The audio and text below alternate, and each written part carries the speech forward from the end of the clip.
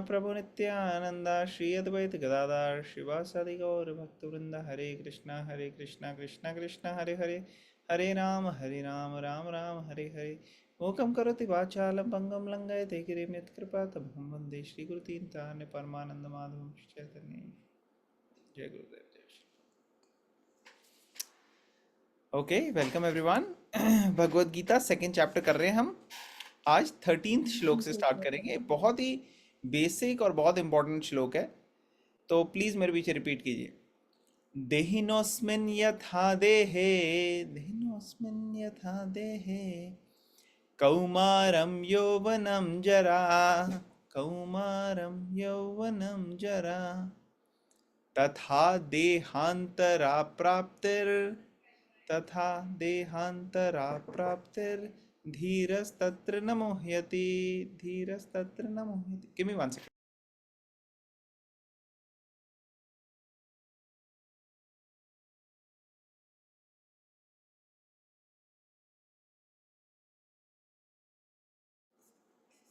Okay तो कोई puppet पढ़ने के लिए अवेलेबल है मैं पढ़ता हूँ ट्रांसलेशन पहले मैं पढ़ता हूँ फिर पपट आप पढ़िएगा as the embodied soul continuously passes in this body from boyhood to youth to old age, the soul similarly passes into another body at death. A sober person is not bewildered by such a change.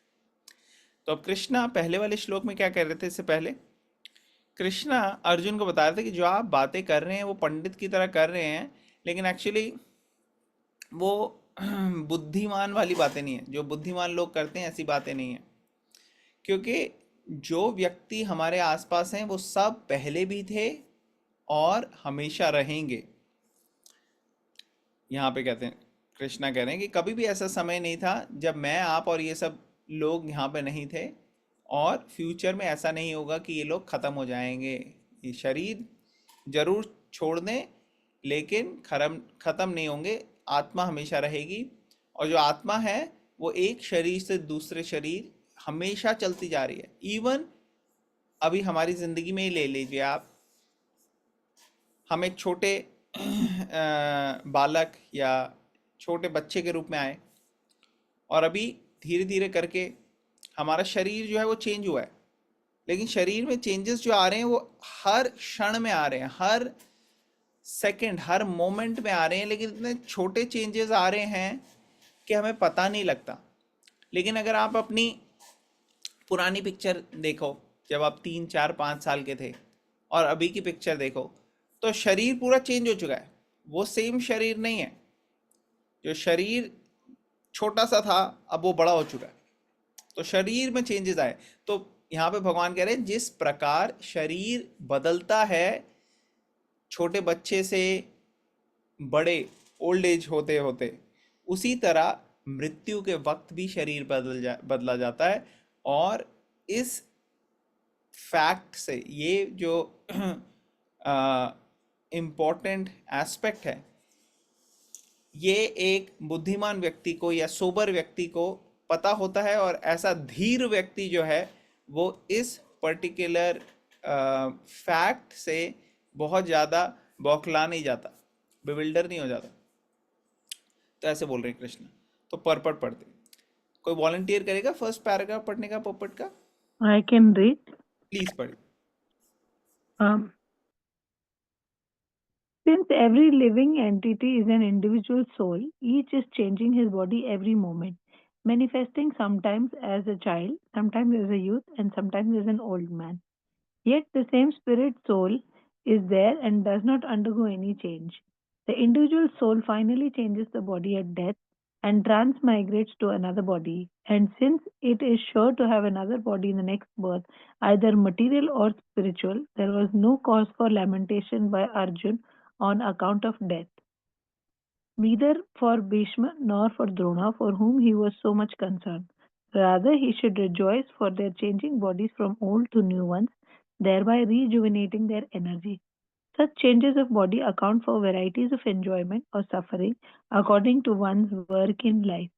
So Bhishma and Drona, being noble souls, were surely going to have spiritual bodies in the next life, or at least life in heavenly bodies for superior enjoyment of material existence. So, in either case, there was no cause of lamentation. Okay, ठीक है, थोड़ा discuss कर लेते हैं फिर आगे चलेंगे। Mm. तो यहाँ पे प्रभुपाद जी बता रहे हैं कि हर जीव जो है वो अलग अलग शरीर में है, और शरीर चेंज होता जा रहा है, और बचपन से बुढ़ापे तक की जर्नी जो है उसके बीच में कई सारे शरीर आते हैं। कभी एक यंग बॉय का शरीर आएगा, कभी एक एडल्ट का शरीर आएगा, कभी ओल्ड पर्सन का शरीर आएगा। तो इसी तरह से मृत्यु के वक्त भी शरीर चेंज हो जाता है, जो हमने डिस्कस किया। इसको कहते हैं transmigration of the soul from one body to another. मतलब एक आत्मा एक शरीर से निकल के दूसरे शरीर में जा रही। तो हमारा जो शरीर अभी है इसके दो एस्पेक्ट हैं।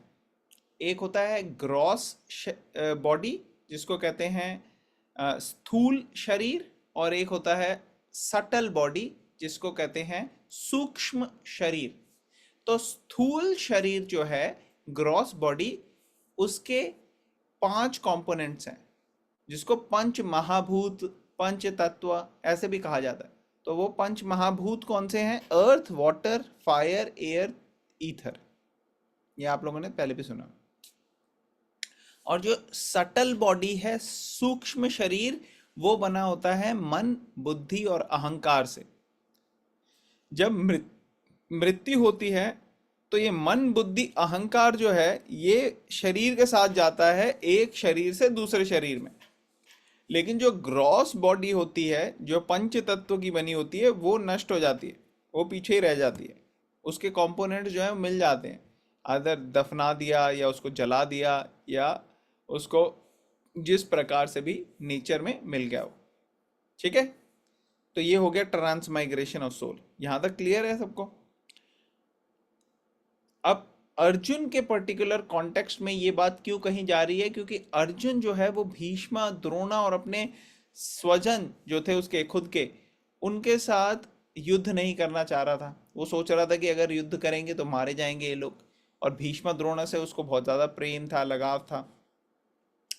तो यहाँ पे प्रभुपाद समझा रहे हैं कि अगर भीष्म और द्रोणा उसके सगे संबंधी हैं, इस बात से उसको अपना धर्म का मार्ग नहीं छोड़ना। जो धर्म का मार्ग है वो करते रहना है। अगर धर्म के मार्ग पे कोई गलत व्यक्ति आ जाता है, जो कि आपका संबंधी भी हो लेकिन वो गलत है, तो उससे आप अपना खुद का जो ड्यूटी, रिस्पॉन्सिबिलिटी है, उसको छोड़ के भागो मत, उसको गलत तरीके से मत करो। जैसे अगर कोई एक जज है और जज का खुद का कोई रिलेटिव, उसका कोई बेटा या कोई रिलेटिव कोई क्राइम करता है, उसने रेप कर दिया, और जज के सामने आते हैं, अब जज को डिसीजन देना है, तो ये थोड़ी कि उसके फैमिली वाले हैं और तो उसके लिए उसको सख्त से सख्त सज़ा नहीं देंगे। सख्त सज़ा देनी बिल्कुल जज के ज़रूरी है, चाहे उसके फैमिली हो, रिलेटिव हो, कुछ भी हो। उसी तरीके से अर्जुन को भी धर्म का साथ देने के लिए सख्त से सख्त सज़ा वहाँ देनी थी। अब अगर घर में अपना देखो किसी ने कोई क्राइम ना किया हो और अपनी खुद की मर्जी के हिसाब से अगर जज अपने बच्चे को या फैमिली वालों को कोई गलत तरीके से ट्रीट करे, तो वो उचित नहीं होगा। अपने बच्चे का, अपनी फैमिली का ध्यान देना ज़रूरी है, लेकिन आपके धर्म के बीच में अगर आ रहा है और आपके जो ड्यूटी, रिस्पॉन्सिबिलिटी के बीच में आ रहा है, तो फिर आपको स्ट्रॉन्ग एक्शन लेने पड़ेंगे। ये अर्जुन को समझना चाहिए, जो कि अर्जुन कंफ्यूज हो रहा था कि क्या किया जाए, क्या नहीं किया जाए। तो प्रभुपाद कह रहे हैं अगर धर्म की राह पे चलता है वो, और भीष्म, द्रोणा वो तो अच्छे पुण्य आत्माएं हैं, तो अगर उन्होंने गलतियां करी हैं तो उसकी गलती की सजा तो उनको मिलेगी, लेकिन नेक्स्ट जीवन जो है उनका अच्छा होगा। उनका नेक्स्ट जीवन या तो वो अपनी स्पिरिचुअल बॉडी में होगा या फिर वो स्वर्ग लोक में जा सकते हैं। तो यहाँ पे जो दो बातें कही गई हैं कि नेक्स्ट बर्थ या तो मटीरियल या स्पिरिचुअल हो सकता है। तो मटीरियल का मतलब ये है कि इसी धरती पे या इसी यूनिवर्स में या इसी क्रिएशन में, मटीरियल वर्ल्ड में कहीं ना कहीं हमें फिर से शरीर मिलेगा, और मन, बुद्धि, अहंकार हमारे आत्मा के साथ जाएंगे नेक्स्ट शरीर में। और वो नेक्स्ट शरीर इंसान का भी हो सकता है, जानवर का भी हो सकता है, देवी देवता का भी हो सकता है। ये सारे मटीरियल डेस्टिनेशन हैं। लेकिन स्पिरिचुअल डेस्टिनेशन होता है जब हम इस पूरे संसार के मोह माया से बाहर निकल के भगवान के धाम में रहें और भगवान के साथ रहें, वो हो गया स्पिरिचुअल डेस्टिनेशन। तो या तो वो पूरी पूरी तरह से प्योर हो जाएंगे और भगवान के पास चले जाएंगे और उनके साथ रहेंगे वैकुंठ में, गोलोक वृंदावन में, और या फिर वो इसी क्रिएशन में, इसी मटेरियल वर्ल्ड में हायर प्लानिटरी सिस्टम, स्वर्ग लोक, जैसे कहते हैं स्वर्गवासी, कोई मर जाता है उनको कहते हैं स्वर्गवासी, मतलब कि स्वर्ग में गए, मतलब अर्थ से ज़्यादा अच्छी उनको डेस्टिनेशन मिली, मगर मटेरियल वर्ल्ड से बाहर नहीं आए अभी वो। तो मटेरियल वर्ल्ड से बाहर आना, मोक्ष मिलना या भगवान के धाम में जाना, वो हाईएस्ट है। ठीक है, ये क्लियर हो गया। यहाँ पे कई सारे पॉइंट्स हमने कवर किए। हमने ये भी कवर किया कि मटेरियल और स्पिरिचुअल बॉडीज का, हमने ये भी कवर किया कि इस पर्टिकुलर श्लोका में अर्जुन के कॉन्टेक्स्ट में भीष्मा द्रोणा के साथ क्या उसके लगाव था और कैसा होना चाहिए था। ये सारी चीज़ें प्रभुपाद ने इस पर्टिकुलर पैराग्राफ में टच करी है। ठीक है, आगे बढ़े। Yes. किसी का कोई क्वेश्चन, कमेंट, कोई पॉइंट अभी तक? क्योंकि मेनली अर्जुन को दो लोगों से सबसे ज्यादा लगाव था, भीष्मा द्रोणा। बाकी लोग भी उसको लगाव था, उसको लग रहा था कि मेरे खुद के फैमिली के लोग हैं, लेकिन ये इन लोगों के साथ तो बहुत ज्यादा स्ट्रांग बॉन्डिंग हो गई थी इतने बचपन से। तो आगे चलते हैं। माता जी, आप कंटिन्यू करेंगे रीडिंग हाँ. Please? Any man who has perfect knowledge of the constitution of the individual soul, the super soul and nature, both material and spiritual, is called a dhira or a most sober man. Such a man is never deluded by the change of bodies. The Mayavadi theory of oneness of spirit soul cannot be entertained on the ground that the spirit soul cannot be cut into pieces as a fragmental portion. Such cutting into different individual souls would make the supreme cleavable or changeable, against the principle of the supreme souls being unchangeable. As confirmed in the Gita, the fragmental portions of the supreme exist eternally and are called sara, that is, they have a tendency to fall down into material nature. These fragmental portions are eternally so, and even after liberation, the individual soul remains the same, fragmental. But once liberated, he lives an eternal life of bliss and knowledge with the personality of Godhead. The theory of reflection can be applied to the super soul who is present in each and every individual body and is known as the Paramatma. He is different from the individual living entity. When the sky is reflected in water, the reflection represents both the sun and the moon and the stars also.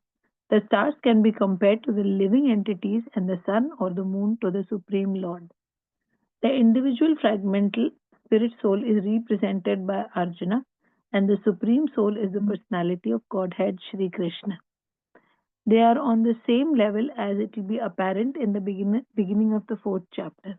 If Arjun is on the same level with Krishna and Krishna is not superior to Arjun, then their relationship of instructor and instructed becomes meaningless. If both of them are deluded by the illusory energy Maya, then there is no need of one being the instructor and the other the instructed. Such instructions would be useless because in the clutches of Maya, no one can be an authoritative instructor. Under the circumstances, it is admitted that Lord Krishna is the Supreme Lord, superior in position to the living entity Arjun, who is a forgetful soul deluded by Maya. Hare Krishna. Hare Krishna, thank you so much for reading. तो यहाँ पे प्रभुपाद जी ने धीर word explain किया है कि धीर कौन होता है। धीर मतलब ऐसा व्यक्ति जिसको आध्यात्मिक और भौतिक जगत का ज्ञान है, नॉलेज है, जिसको पूरी तरह से नॉलेज है आत्मा की, परमात्मा की और सृष्टि प्रकृति की, ऐसा व्यक्ति धीर है। तो धीर के लिए अंग्रेजी में प्रभुपाद जी ने वर्ड यूज़ किया सोबर। सोबर के बड़े सारे मतलब हो सकते हैं, इंग्लिश में अलग अलग टर्मिनोलॉजी के लिए अलग अलग चीज़ों के लिए कई बार यूज़ होता है डिफरेंट कॉन्टेक्स्ट में, मगर यहाँ पे प्रभुपाद जी ने धीर वर्ड के लिए यूज़ किया है। तो ऐसा व्यक्ति जो है वो कभी भी डिल्यूटेड नहीं होता, बौखलाता नहीं, ऐसे कंफ्यूज नहीं होता, ऐसे बिविल्डर नहीं होता, जब एक शरीर से दूसरे शरीर में जाती है आत्मा। तो ये बड़ा मुश्किल है आम लोगों के लिए, हम लोगों के लिए। हमको मृत्यु या डेथ तो एक बहुत ही ज़्यादा ऐसा टॉपिक लगता है जिसके बारे में बात ना की जाए या सोचा ना जाए। हाँ, किसी दूसरे की हो रही है या कोई और कहीं जिससे हमारा कोई कनेक्शन नहीं है उनकी हो रही है, तो हम न्यूज़पेपर पढ़ के कह सकते हैं कि हाँ बड़ा अफसोस हुआ, बहुत सारे लोग अर्थक्वेक में चले गए, और फिर हम अपना काम दूसरा करने शुरू कर देते। लेकिन अगर हम वही डेथ हमारे क्लोज उसमें आ जाए, हमारे को शरीर का खुद का खतरा हो या किसी नियर एंड डियर, तो बहुत ज़्यादा सीरियस हो जाती है। फिर हमें लगता है ये हमारी रिस्पॉन्सिबिलिटी है, अब कुछ करना है इसके लिए। और बहुत ज़्यादा फेस भी नहीं कर सकते हम अपनी या किसी की भी डेथ की news, we can not face. लेकिन जो स्पिरिचुअली एडवांस व्यक्ति हैं वो अपनी ड्यूटी भी करते हैं और ये भी समझते हैं कि देखो ये सृष्टि का नियम जो है, एक शरीर से दूसरे शरीर जाना, ये कोई चेंज नहीं कर सकता, ये होगा ही होगा। और इसलिए जब तक हमारे पास ये शरीर है इसको यूज़ करें आत्मज्ञान के लिए, भगवत गीता की नॉलेज समझने के लिए, इसको यूटिलाइज करने के लिए, क्योंकि टाइम एक एक दिन कम होता जा रहा है हमारी लाइफ से। भागवतम कहती है, जो कि एक भागवत पुराण है, उसके अंदर एक श्लोक आता है, वो कहता है कि जिस तरीके से सूर्य के उगने और सूर्यास्त होने में एक पूरा दिन निकल जाता है, वो एक एक दिन करके हमारी आयु घटती जा रही है, घटती जा रही है। वो अलग बात है कि हर साल हम अपना मनाते हैं हैप्पी बर्थडे, लेकिन एक साल और कम हो गया। तो जो आध्यात्मिक दृष्टि से देख रहे हैं वो सोचते हैं कि क्यों ना मैं ये साल अच्छे से यूटिलाइज करूं भगवान के लिए। Happy new year, new year एक और साल आ गया, लेकिन उसको कैसे यूज़ किया जाए, क्योंकि बड़ी जल्दी निकल जाएगा। तो ये व्यक्ति जो है धीर है, ऐसा व्यक्ति। तो प्रभुपाद जी एक्सप्लेन कर रहे हैं कि मायावादी, तो मायावादी कौन से होते हैं हमने पहले भी डिस्कस किया है कि कई लोग भगवान को एक शक्ति के रूप में समझते हैं जो कि निराकार है, हर जगह विद्यमान है। और उसमें दो कैटेगरी के लोग होते हैं, एक ब्रह्मवादी और एक मायावादी। तो जो ब्रह्मवादी हैं वो निराकार के बारे में तो जानते हैं, लेकिन ये नहीं है उनका कॉन्सेप्ट जो कि मायावादी का है। मायावादी कहते हैं निराकार के अंदर हम विलीन हो जाएंगे, हम मर्ज हो जाएंगे और हम खुद भगवान बन जाएंगे एक तरीके से। इस टाइप का उनका कॉन्सेप्ट होता है। तो यहाँ पे प्रभुपाद कह रहे हैं ऐसे नहीं है कि मर्ज होना या ब्रेक होना, ये सब चीज़ें जो है भगवत गीता के और आत्मा के नेचर के हिसाब से, उसके कैरेक्टरिस्टिक्स के हिसाब से भगवत गीता में बताया नहीं गया ऐसा। तो ये फ्रैगमेंट हो जाना या जुड़ जाना, ये उचित फिलॉसफी नहीं है। और जो भगवान के अंश हैं हम, part and parcel of Krishna, वो जीवा इटर्नल है, सनातन है, और वो अक्षर है। क्षर मतलब जो गिर जाता है, अक्षर मतलब कि जो नहीं गिरता। तो इसका मतलब जो आत्मा है वो, उसकी ओरिजिनल आइडेंटिटी क्या है कि वो स्पिरिचुअल वर्ल्ड में रहे इटर्नली। कभी कोई बुढ़ापा नहीं, कभी कोई ओल्ड एज नहीं, कभी कोई डेथ नहीं, कभी कोई मिजरीज नहीं। ऐसी हमारी नेचर है कि हमें आनंद में रहना है। तो ये सब हो सकता है जब हम भगवान के साथ रहें, जब हम लिबरेटेड अवस्था में रहें, मोक्ष की अवस्था में। ठीक है। और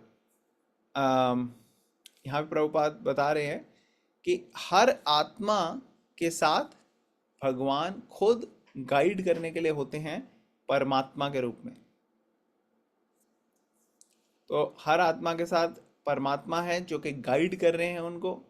और जितना हम भगवान की शरण लेते हैं उतना हम परमात्मा की आवाज़ अंदर से सुन पाते हैं, और भक्तों की, डिवोटीज़ की, स्पिरिचुअल एडवांस लोगों की बात बाहर से सुन पाते हैं। और जब ये कॉम्बिनेशन होता है कि अंदर से आप अच्छे से परमात्मा के बारे से ज्ञान आए और बाहर से गुरुजनों से आए, तब बहुत फास्ट एडवांसमेंट होती है। लेकिन उसके लिए शुद्धिकरण होना चाहिए। अगर हम शुद्ध नहीं होंगे अंदर से तो हम परमात्मा की आवाज़ जान नहीं पाएंगे। हम और इतनी सारी चीज़ों में डिस्ट्रैक्ट हो जाएंगे कि हमें ठीक से पता नहीं लगेगा। तो अर्जुन इस स्थिति में थे अभी कि भगवान सामने से भी गाइड कर रहे थे उनको, और अंदर से तो भगवान हमेशा होते ही हैं परमात्मा के रूप में। तो अर्जुन और कृष्णा वो इस लेवल पे थे कि कृष्णा मास्टर और अर्जुन जो है स्टूडेंट। और कृष्णा और अर्जुन सेम लेवल पे नहीं है। कई लोग कहते हैं जैसे कृष्णा भी बहुत अच्छा इंसान था, वो भी अ, योगेश्वर था, या वो एक सिद्ध पुरुष हो गया था, लेकिन वैसे वो हमारी तरह ही था। ये ऐसे लोग जो हैं उनको ज़्यादा ज्ञान नहीं है। ऐसे लोग जो है वो शास्त्रों के अनुकूल नहीं बात कर रहे। वो एक्चुअली शास्त्रों में भी गलतियां निकालते हैं। वो कहते हैं नहीं, कृष्णा की लीला जो है वो तो कभी हुई नहीं थी, वो बाद में डाल दी हैं कहानियां बना बना के। तो ये सब चीज़ें जो है ये माया, इल्यूजरी एनर्जी के प्रभाव में आकर ऐसे रीजंस लोग देने शुरू कर देते हैं, लेकिन ये शास्त्रों के अनुकूल नहीं है। हम वो चीज़ें मानते हैं जो शास्त्रों में दी गई हैं और आचार्य जो बता के गए हैं। क्योंकि जो आचार्य हैं जैसे रामानुजाचार्य, मध्वाचार्य, विष्णु स्वामी, चैतन्य महाप्रभु, भक्ति सिद्धांत सरस्वती महाराज, भक्ति विनोद ठाकुर, शिला प्रभुपाद, ऐसे कई सारे आचार्य पहले के टाइम में आए हैं। और ये एक एक दो तीन साल नहीं, ये सैकड़ों हजारों साल से चल रहे थे, और ऐसे गुरु शिष्य परंपरा चलती रहती थी। ये तो मुगलों के आने के बाद और फिर उसके बाद ब्रिटिशर्स के आने के बाद इस पे बहुत ज़्यादा अटैक हुआ है। गुरुकुल समाप्त कर दिए, गौशालों जो जगह जगह गाय रखते थे उनके ऊपर क्या कहते हैं अटैक्स हुए, और गौ हत्या होने लगी। जो इतनी बड़ी बड़ी हमारी लाइब्रेरीज थी जहाँ इतनी सैकड़ों साल पुरानी बुक्स थी, वो सब की सब जला डाली। तो ऐसे सब अटैक हुआ, और उसके बाद से जो पूरी ग्राउंडिंग है, जो पूरी फाउंडेशन है वैदिक कल्चर सनातन धर्म के अंदर, जिसके अंदर लोगों को इतना फेथ और इतनी वो थी आस्था, उस सब को शेक करने के लिए अलग अलग तरीके के अटैक्स हुए। लेकिन लोग जो हैं वो अभी रिवाइव कर रहे हैं। अभी हमने देखा कुंभ मेला में या अलग अलग फेस्टिवल में लोग जा रहे हैं, ज़्यादा ज़्यादा सीखने की कोशिश कर रहे हैं। तो ये भगवत गीता का जब ज्ञान हमें मिलता है तो ये एक बहुत कंसाइज रूप में हमारे को इतनी अनलिमिटेड नॉलेज जो वैदिक कल्चर की है वो सारी मिल जाती है। तो ये सब कहाँ से आ रही है? ये कृष्णा से आ रही है। भगवत गीता की वैल्यू इसीलिए है क्योंकि कृष्णा जो है वो आम आदमी की तरह सतोगुण रजोगुण तमोगुण से कंट्रोल नहीं हुए हुए।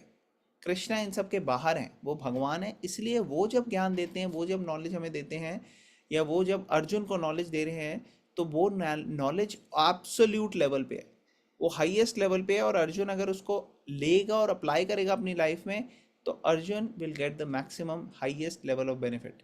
और ये सिर्फ अर्जुन के लिए नहीं है, हम सब के लिए। अगर हम उसको लेके अप्लाई करेंगे तो हमें हाईएस्ट बेनिफिट होगा। क्योंकि अर्जुन और कृष्णा में बहुत फर्क है। अर्जुन जीवा हैं जो कि अभी माया के प्रभाव में आ गए हैं, उसी तरह से हम भी जीवा माया के प्रभाव में आ जाते हैं। लेकिन कृष्णा जो है भगवान है, और वो हमें माया से बाहर निकाल सकते हैं, और इसलिए उन्होंने भगवत गीता दी है।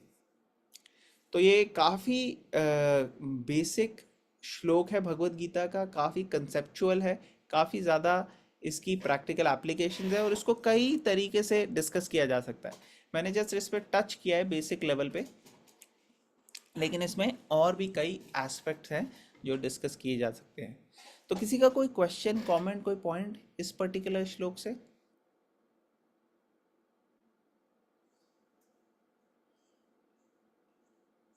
ओके, फिर हम चलते हैं अगले श्लोक में। 2.14 ये भी बहुत प्रैक्टिकल और इम्पोर्टेंट और लाभदायक श्लोक है, इसका एडवांटेज ले सकते हैं हम। तो प्लीज़ मेरे पीछे रिपीट कीजिए।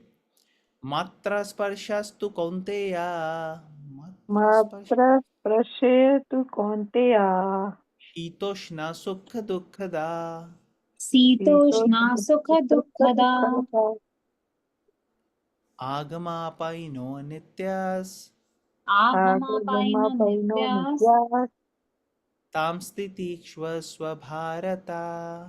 तां स्थितिक्षास्त्वा भारत। भारता। कोई अवेलेबल है ट्रांसलेशन पढ़ने के लिए? कौन पढ़ेगा? ओके, मैं पढ़ता हूँ ट्रांसलेशन, आप पॉपट पढ़िएगा। O son of Kunti, the non-permanent appearance of happiness and distress and their disappearance in due course are like the appearance and disappearance of winter and summer seasons. They arise from sense perception, O scion of Bharat, and one must learn to tolerate them without being disturbed. तो यहाँ पे कृष्ण अर्जुन को कह रहे हैं कि ये जो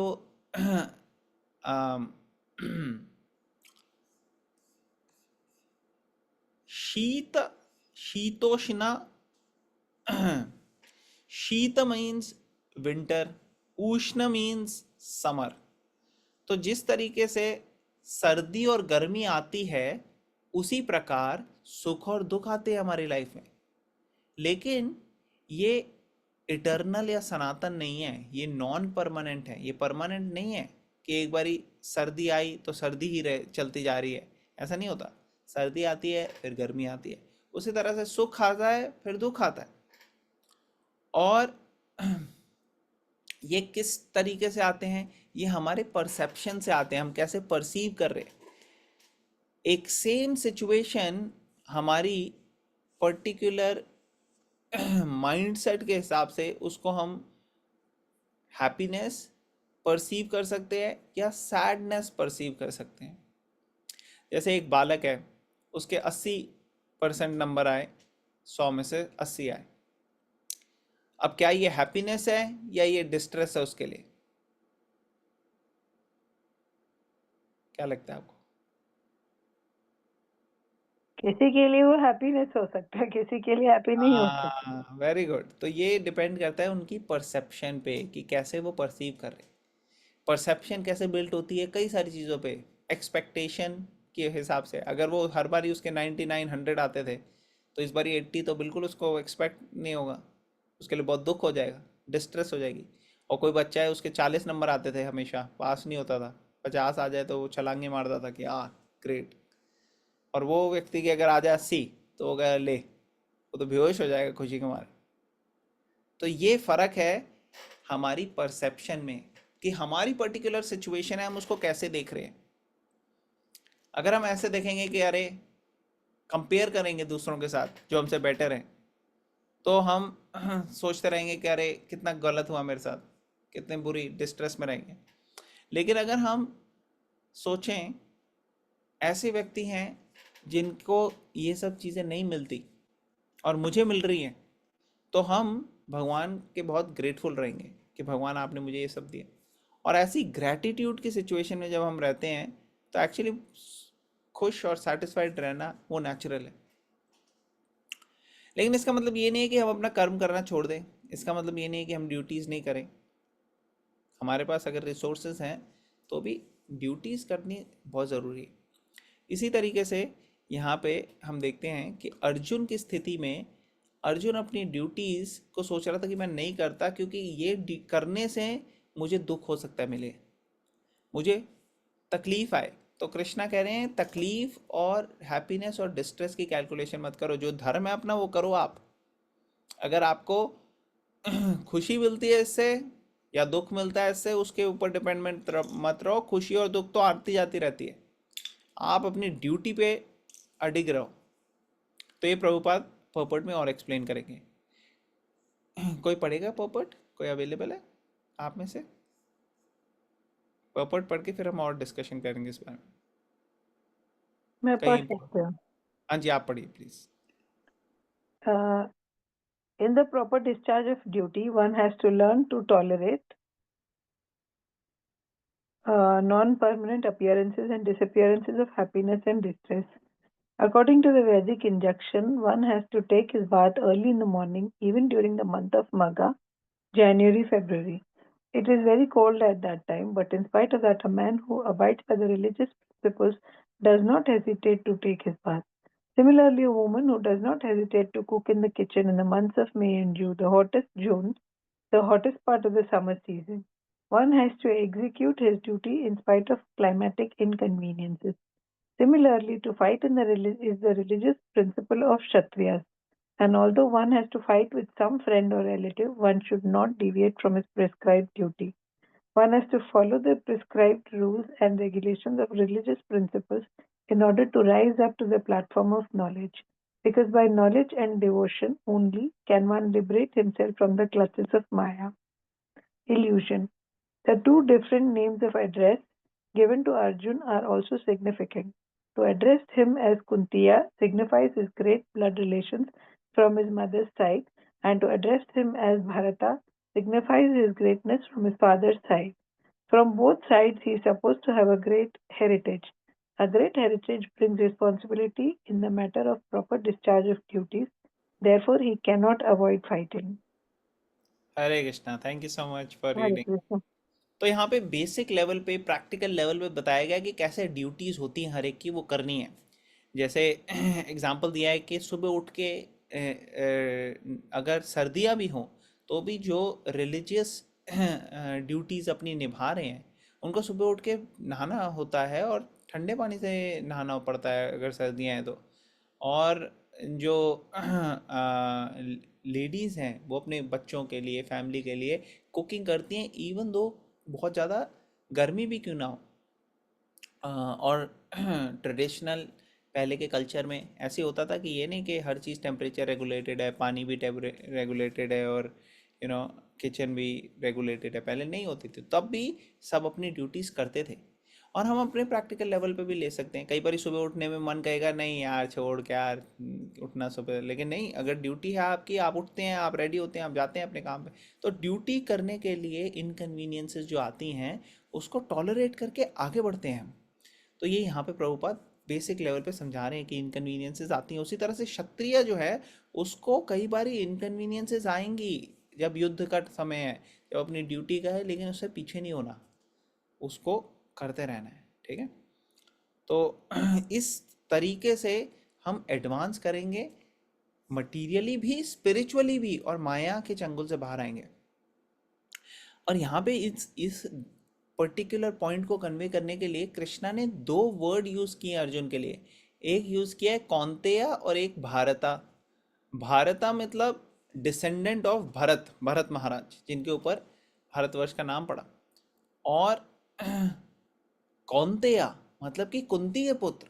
अब कुंती महारानी is one of the greatest personalities, saintly, बहुत ज़्यादा सेंटली, एग्जाम्पलरी हैं कुंती महारानी। क्योंकि अगर आप देखो महाभारत में तो उनको कितनी कठिनाइयाँ आई, कितनी तकलीफ़ें आई, लेकिन फिर भी उन्होंने अपने बच्चों का ध्यान रखना, अपने हस्बैंड, अपनी फैमिली, अपने सारे रूल्स रेगुलेशंस, ड्यूटीज़ बहुत ही परफेक्ट तरीके से निभाए। और आप भागवतम में देखेंगे तो वो और डीपर जाके ये बताते हैं कि कुंती महारानी कितनी बड़ी भगवान की भक्त हैं।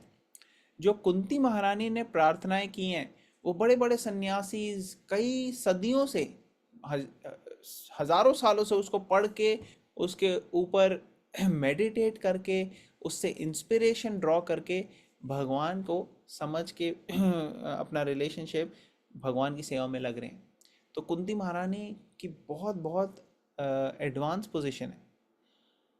तो कुंती महारानी का जब नाम ले रहे हैं कृष्णा, तो ये बता रहे हैं कि तुम किसके बेटे हो, कुंती के बेटे हो, कौनतेय हो तुम। तो इसलिए उन्होंने अपनी ड्यूटीज इतनी अच्छे से करी, धर्म अपने अच्छे से निभाया, तो तुम्हारी भी रिस्पॉन्सिबिलिटी है, तुम भी करो। और तुम किसके डिसेंडेंट हो, भरत के, भरत महाराज। वो क्या क्षत्रिय थे, क्या लेवल के थे, तो तुम भी क्षत्रिय हो, तुम भी उनका नाम जो है वो conduct your self in that way, आप उसी तरीके से करो कि उनका नाम रोशन करो आप। तो इस तरीके से अर्जुन को इंस्पायर कर रहे हैं कृष्ण। तो कृष्णा जो है वो बहुत बैलेंस तरीके से, जहाँ इंकरेज करना है वहाँ इंकरेज कर रहे हैं, जहाँ उसको एक तरीके से थोड़े स्ट्रॉन्ग वर्ड यूज़ करके डांटना है सॉफ्ट तरीके से, वो भी कर रहे हैं। तो इस तरीके से कृष्णा जो है वो परफेक्ट गाइड, मास्टर, गुरु के तरीके अर्जुन को ज्ञान दे रहे हैं। अब इस पर्टिकुलर श्लोक को हम बहुत अपनी लाइफ में अप्लाई कर सकते हैं, क्योंकि हैप्पीनेस और डिस्ट्रेस हमारी लाइफ में रेगुलरली आएगी, और जिस तरीके से आ रही है वो हमारी कॉन्शियसनेस को, हमारे माइंड को बहुत ज़्यादा अफेक्ट करती है। तो कैसे हम उस चीज़ को रियली फेस करके कैसे हम उसको अपने लाइफ में अपने आप को कंडक्ट करते हैं, इससे डिटरमाइन करेगा कि हम कैसे फ्यूचर में हैंडल कर सकेंगे अलग अलग तरीके की सिचुएशंस, और कैसे हम स्पिरिचुअली कितने हम एडवांस हो रहे हैं। अगर हम देखें तो जो ज़्यादा स्पिरिचुअली एडवांस्ड होते हैं वो बहुत इजीली हैप्पीनेस और डिस्ट्रेस को कंट्रोल कर लेते हैं। जैसे एक एक एग्जाम्पल अभी और भी आगे आएगा समुद्र का, इस चैप्टर में, सेकंड चैप्टर में, कि कैसे समुद्र जो है वो कई सारी नदियां आती हैं लेकिन वो फ्लड नहीं होता। लेकिन अगर नदी है उसके अंदर बहुत सारा पानी आ जाए कहीं से तो वो फ्लड हो जाती है, क्योंकि नदी जो है इतनी डीप नहीं है लेकिन समुद्र बहुत डीप है। उसी तरीके से जो स्पिरिचुअली बहुत एडवांस्ड होते हैं वो अपनी स्पिरिचुअल लाइफ में इतने डीप जा चुके होते हैं कि वो बहुत ज़्यादा ओवरवेल्म बिविल्डर्ड नहीं होते जब हैप्पीनेस और डिस्ट्रेस की नदी आती है।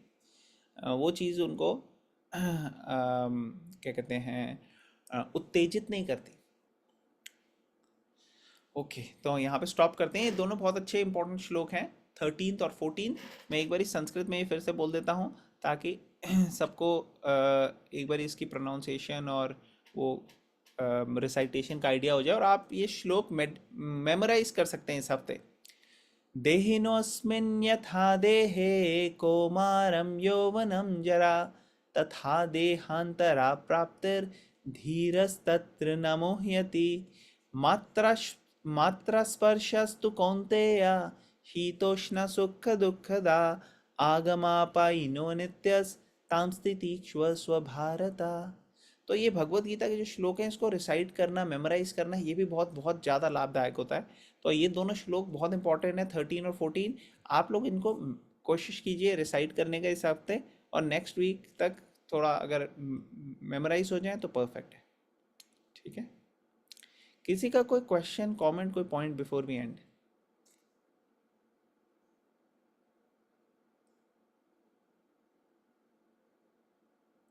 Okay, so we'll stop here. Thank you very much everyone for joining. Thank हम you. हम अगले वीक फिर से मिलेंगे और हम 15th श्लोक से चालू करेंगे। ग्रंथराज भगवत